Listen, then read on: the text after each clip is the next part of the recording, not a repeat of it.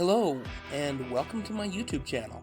Today, I am taking a look back at the film A Nightmare on Elm Street. On November 16th, 1984, A Nightmare on Elm Street, one of the greatest horror movies of all time, was released to theaters. And this movie would introduce millions of people to one of the greatest villains of all time, Freddy Krueger.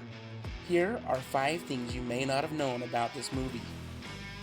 First, the film was loosely based on true events.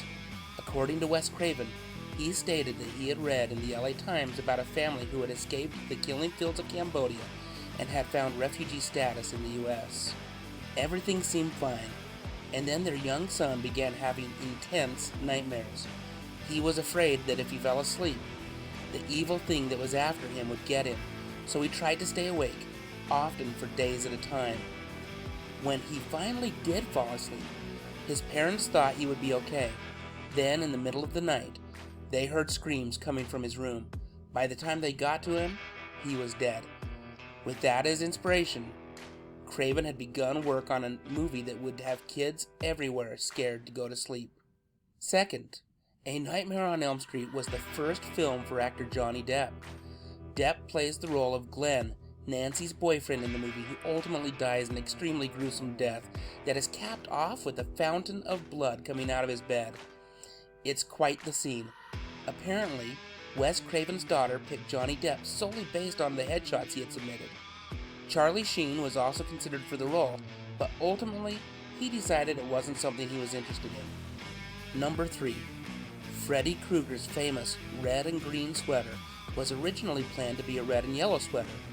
That is, until Wes Craven read an article in Scientific American from 1982 that said the 2 most contrasting colors to the human retina were red and green. Number 4. The boiler room scenes were filmed in the basement of the Lincoln Heights Jail in Los Angeles. After the filming of the movie was completed, the jail was condemned due to high levels of asbestos. Number 5. Heatherlingenkamp beat over 200 actresses for the role of Nancy Thompson. Some of the actresses who also auditioned for the role include Jennifer Grey, Demi Moore, and Courtney Cox. As a side note, Courtney Cox would eventually get her chance to be in a Wes Craven horror movie when she starred as reporter Gail Weathers in Scream from 1996. So there you have it. I'm a huge fan of Wes Craven's work as a writer and director. Everything from The Hills Have Eyes in 1977 through the entire Scream franchise. His impact on the horror movie genre is undeniable. What are your thoughts on A Nightmare on Elm Street?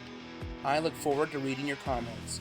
Also, if you haven't yet done so, I would greatly appreciate it if you would consider subscribing to my channel, where I talk about movies, TV shows, and music from the 70s, 80s, and yes, even sometimes the 90s.